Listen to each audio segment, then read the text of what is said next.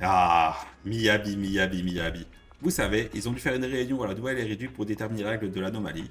Miyabi a totalement loupé cette réunion. Elle en a rien à foutre. Elle est partie se planquer pour manger du melon dans un coin. Ensuite, elle allait voir les boss. Elle leur fait bien gentiment savoir, avec douceur et délicatesse, que de toute façon, ils avaient rien à dire et que c'est elle qui décidait de tout.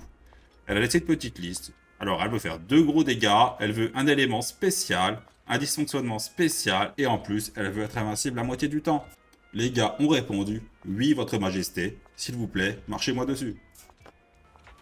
Salut la compagnie, bienvenue dans ce premier épisode des guides secrets des personnages de Zen Zone Zero. C'est une série de guides visuels sur les movesets des personnages.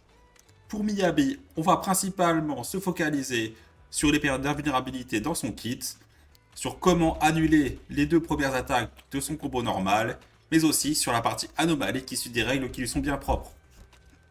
Sans plus attendre, on va attaquer par la démonstration de ce moveset et on abordera ensuite la partie anomalie et dysfonctionnement. L'attaque normale est un combo en 5 coups. Les deux premiers infligent des dégâts physiques. Ces deux coups ne sont pas du tout intéressants parce qu'ils n'aident pas à augmenter la jauge d'anomalie givre. En dessous de votre barre de vie, vous trouverez la jauge de Frima. Il y a 6 points maximum que vous gagnerez grâce à certains effets et compétences que nous verrons tout au long de la vidéo. Si vous êtes M2, l'attaque normale fera 30% en plus de dégâts et vous gagnerez 1 point de Frima sur l'attaque basique 5 si vous touchez l'ennemi. Il y a d'ailleurs une parade sur cette attaque basique 5, mais aussi des iframes sur les basiques 4 et 5. Ceci n'est pas marqué dans la description des skills, mais c'est pas grave, c'est Miyabi, elle respecte rien, mais elle le mérite. Lorsque vous avez 2, 4 ou 6 points de Frima, vous pourrez lancer l'attaque chargée Shimosoki. Toujours à faire avec 6 points, la différence de dégâts, elle est juste énorme. Vous serez invincible durant toute la durée de la compétence. Et à la fin de celle-ci, vous pourrez tout de suite enchaîner sur l'attaque basique 3. Si vous êtes M1, cette attaque ignorera 6% de la défense de la cible par stack de Frima utilisé. L'attaque spéciale que vous pourrez utiliser si vous n'avez pas assez de points d'énergie pour lancer l'attaque spéciale EX inflige des dégâts de givre. Elle permet de passer l'attaque 1 dans la chaîne de combo d'attaque normale. Évidemment, vu que c'est Miyabi, il a une iframe sur l'attaque spéciale. Ça donne des points de style, mais franchement le timing est très serré et il vaut mieux esquiver et contrer, c'est beaucoup plus rentable. L'attaque spéciale EX coûte 40 points d'énergie, infligera 2 forts dégâts de givre et augmentera très fortement la jauge d'anomalie de votre cible.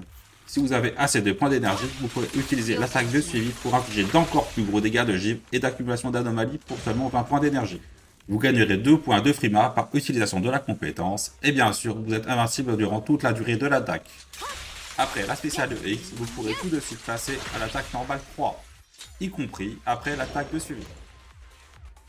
En ce qui concerne l'esquive, il y a bien sûr l'esquive classique, mais si vous maintenez le bouton, vous pourrez parcourir d'encore plus longues distances, ce qui fera de Miyabi le personnage le plus rapide du jeu.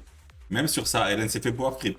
Après une esquive ou une esquive longue, vous pourrez tout de suite enchaîner sur l'attaque basique 1 ou même le spécial. Après une esquive parfaite, vous pourrez utiliser la contre-attaque et tout de suite enchaîner sur l'attaque basique 4. Contrairement aux autres esquives, ici, il passe directement vraiment sur la 4. La 3 est passée, on est invincible pendant tout le long du combo. C'est n'importe quoi, c'est une des parties les plus abusées de son kit. Si vous êtes M2, la contre-attaque fera 30% en plus de dégâts et bien sûr, vous gagnerez un point de frime à la fin du combo complet. Sur un soutien rapide, bien sûr, vous êtes invincible et en plus, vous passerez les attaques 1 et 2 du combo normal. Lors d'un soutien défensif, pendant la contre-attaque, vous serez invincible, mais pour une fois, vous n'aurez pas de skip des basiques 1 et 2.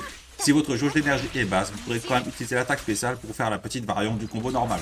En ce qui concerne l'enchaînement, franchement, il n'y a rien à signaler de spécial, vous serez invincible durant toute l'attaque comme pour tous les personnages, faut bien un peu de normalité. En ce qui concerne la compétence ultime, elle vous donnera un buff de 30% de dégâts de glace pendant 30 secondes et vous donnera 3 points de frima. Et tout de suite après, vous pourrez enchaîner sur l'attaque basique 3. On va maintenant attaquer la compétence principale en commençant par la capacité supplémentaire. S'il y a un personnage de soutien en partie ou de la même faction dans votre escouade, les dégâts de Shimosuki augmenteront de 60%.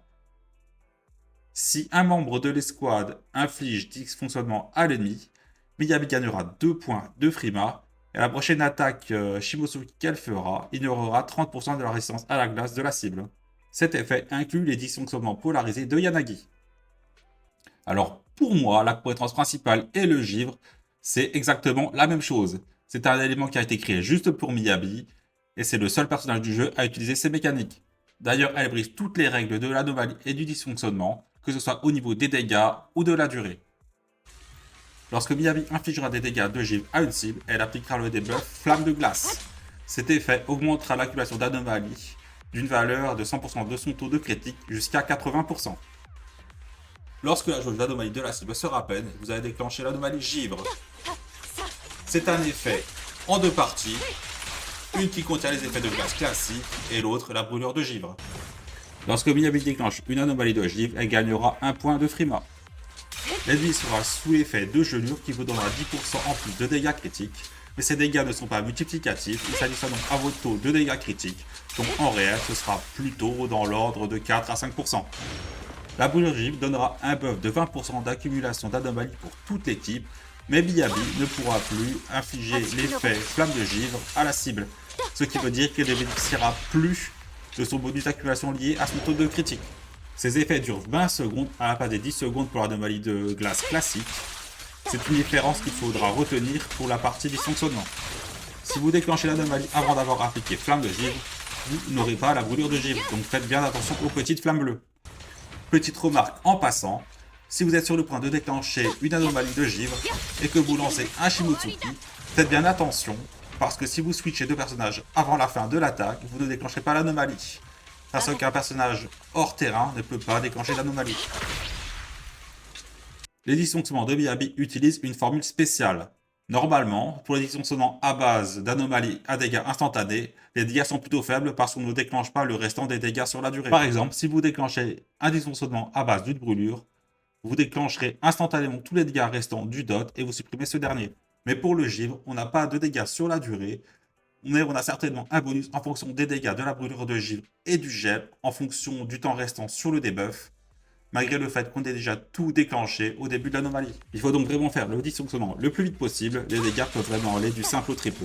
Si la capacité supplémentaire est active, Miyabi va gagner 2 points de frima après chaque dysfonctionnement. Si un autre membre du groupe déclenche une anomalie, elle va supprimer gel et brûlure, et Miyabi pourra de nouveau appliquer sa flamme de givre. Si votre Miyabi est un 2, vous pourrez utiliser le Shimotsuki pour supprimer le debuff brûlure de givre et pouvoir tout de suite réappliquer la flamme de givre. Ça marche aussi si le Shimotsuki est l'attaque qui va appliquer l'anomalie givre. Le debuff flamme de givre sera tout de suite réappliqué. En ce qui concerne la priorité de stats, vous allez vouloir du taux critique jusqu'à 80% pour maximiser le bonus d'accumulation de givre sur la compétence principale. Petite remarque cependant, le set de disque que vous allez forcément utiliser va vous donner 12%. Et si vous êtes M2, vous allez avoir 15% de bonus de taux critique qui ne seront pas affichés sur la fiche de personnage. Vous ne la verrez qu'en combat lorsque vous allez dans les options. Ensuite, on veut de l'attaque, du bonus de dégâts, du dégât critique, de la pénétration et de l'adresse d'anomalie dans cet ordre.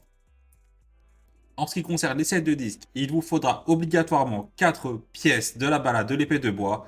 C'est son set personnel, il a été fait juste pour elle. S'il vous manque du taux de critique pour atteindre les 80% et ainsi maximiser le bonus d'accumulation d'anomalies de givre de sa compétence principale, allez chercher 2 pièces de l'électropivert. Sinon, vous pourrez chercher 2 pièces de punk hormonal pour maximiser l'attaque ou 2 pièces de métal polaire pour donner du dégât de givre. En 4, vous voudrez du taux critique ou de l'attaque. En 5, de l'attaque ou du dégât de glace. Et en 6, de l'attaque. Les dégâts de glace augmentent bel et bien les dégâts de givre.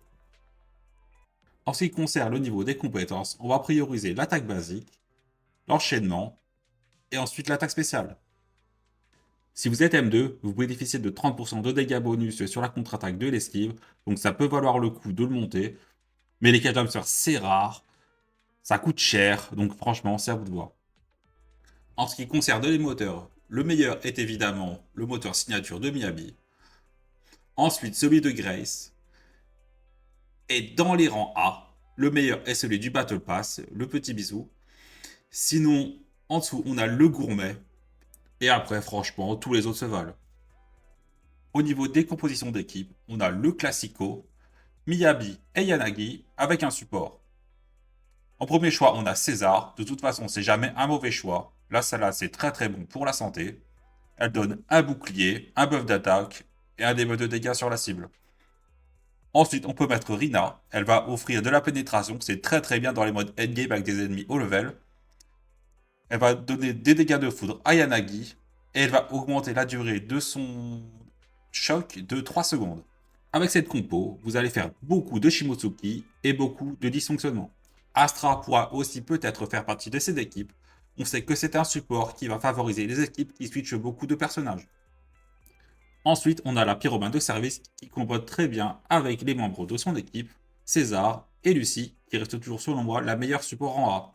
Dans cette compo, Miyabi restera beaucoup plus longtemps sur le terrain de par la nature off-field de Burnis. Vous pouvez aussi jouer Miyabi comme un attaquant avec un stunner comme Lighter, et comme support, vous aurez la manager des fils de Calidon. Ensuite, vous avez la compo avec Lycaon et Sokaku. Cette team est beaucoup plus free-to-play friendly, surtout si vous avez réussi à pull un Lycaon dans la perma. Et voilà, c'est fini pour aujourd'hui. J'espère que ça vous a plu. N'hésitez pas à lâcher un like et un commentaire. À la prochaine pour de nouvelles aventures.